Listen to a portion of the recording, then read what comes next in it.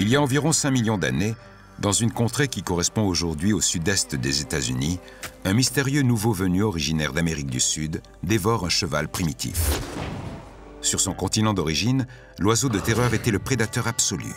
Mais ici, en Amérique du Nord, il se heurte à la concurrence de créatures qu'il n'a encore jamais rencontrées. Le Titanis était présent en Amérique du Nord à la même époque qu'une petite espèce de loup, moins imposante que les loups gris d'aujourd'hui, mais plus grande qu'un coyote. Chassant en meute, les loups sont à l'affût de la proie de l'oiseau de terreur.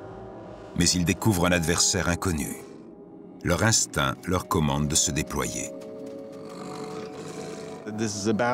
C'est un combat dont l'objet est bien défini. Quel prédateur parviendra à détourner l'attention de l'autre, dans quelle direction et pour combien de temps? Si le Titanis est contraint d'affronter un des loups, il y a peu de chances qu'il ait les ressources nécessaires pour maintenir le reste de la meute à distance. Les loups de l'époque moderne chassent leur proie jusqu'à l'épuisement. Il est très probable que leurs cousins de la préhistoire en faisaient autant.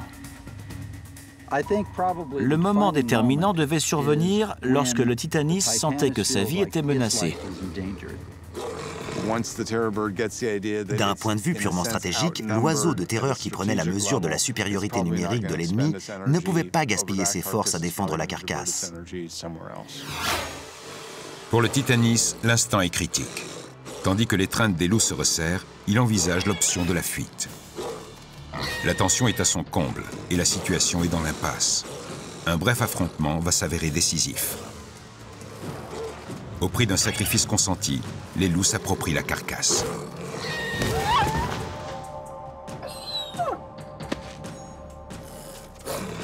L'oiseau de terreur retient la leçon et se retire. Son intelligence innée le poussera à changer sa tactique de chasse.